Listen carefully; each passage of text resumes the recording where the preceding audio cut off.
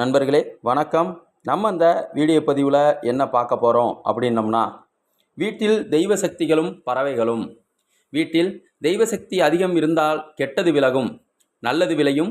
யாருடைய கண் திருஷ்டியும் பில்லி சூன்யமும் நம்மை ஒன்றும் செய்யாது. சில செயல்கள் செய்வதன் மூலம் தெய்வ சக்தி கூடும் என்று சில கூற்றுகள் கூறுகின்றன. வீட்டில் தெய்வ சக்தி நுழைவதற்கும் பறவைகளுக்கும் இவ்வளவு சம்பந்தமா? வீட்டிற்குள் தெய்வ சக்தி நுழைய வேண்டுமென்று பெரியவர்கள் சொல்வார்கள். ஏனென்றால் சாதாரணமாக மனிதன் மண் மீது ஒரு புது வீடு கட்டி குடிபோகிறார்.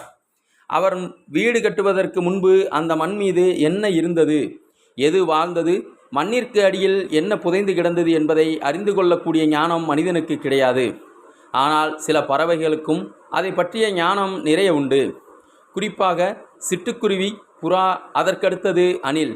இவைகளுக்கெல்லாம் சூட்சமமான சக்தியை எல்லாம் உணரக்கூடிய ஆற்றல் அதிகம் உண்டு. ஏன் தெய்வ சக்தி நுழைய வேண்டும்? ஒரு வீட்டில் தெய்வ சக்தி அதிகம் இருந்தால் அந்த வீட்டில் நல்லவை அதிகம் நடக்கும். வீட்டில் இருக்கும் நபர்களை எந்த ஒரு கெட்ட சக்தியும் அண்டாது. வீட்டில் செல்வமும் வெற்றியும் அதிகரிக்கும். பறவைகள் வருவது.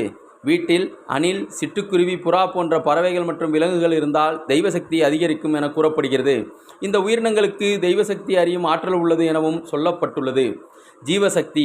புதிதாக குடிபோகும் வாடகை வீடு அல்லது சொந்த வீட்டிற்கு தெய்வ சக்தியினை கொண்டு வர ஜீவசக்தி கொண்ட ஏதாவது ஒரு உயிரினத்தை கொண்டு செல்ல வேண்டும். மனிதர்களை காட்டிலும் பறவைகளிடம் இந்த ஜீவசக்தியானது அதிகமாக உள்ளது. வீட்டு வாசலில் நெற்கதிர் கட்டுதல். உங்கள் வீட்டு வாசலில் நெற்கதிரை கட்டி தொங்கவிடுவதால் குருவி, புறா போன்ற பறவைகள் அதை உண்ண வந்து செல்லும். அந்த சந்தர்ப்பத்தில் அவை அங்கேயே கூடு கட்டி வாழ்ந்து குஞ்சு பொரிக்கவும் வாய்ப்புகள் உள்ளன. கூட்டினை கலைக்கக்கூடாது. புறா, குருவி போன்ற பறவைகள் கூடு கட்டினால் அதனை கலைக்கக்கூடாது. தெய்வசக்தி கொண்டு வரும் திறன் கொண்டவை இவை என்பதால் இவற்றின் கூட்டை கலைப்பது வீட்டிற்கு கெட்ட சங்கனமாக அமையலாம். விரட்டவும் வேண்டாம். புறா, குருவி போன்ற பறவைகள் மற்றும் அணில் போன்ற உயிரினங்கள் உங்கள் வீட்டிற்கு வந்தால் அவற்றை விரட்ட வேண்டாம். இவை நமது வீட்டிற்கு வந்து போனாலே நமக்கு நல்லது நடக்கும். ஜீவன் என்றால் மனிதன் மட்டுமல்ல, மனிதனை தாண்டி சிட்டுக்குருவி போன்றவற்றிற்கெல்லாம் ஜீவாதார சக்தி அதிகமாக இருக்கிறது. புறா கூடு கட்ட வழி செய்வது, அணில் கூடு கட்டினால் கலைக்காமல் இருப்பது, சிட்டுக்குருவி கூடு கட்டுவது போன்றதெல்லாம் சாதகமான சக்திகளை கொண்டு வருவதற்கான ஆத்மாக்கள் இவைகளெல்லாம். இது போன்ற சாதகமான சக்தியை கொண்டு வருவதற்கான நாம் விரட்டக்கூடாது.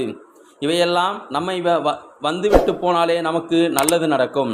நண்பர்களை தெரிந்து வாழ்வில் வளம் பெற வேண்டுகிறேன். நன்றி, வணக்கம். வாழ்க வளத்துடன்.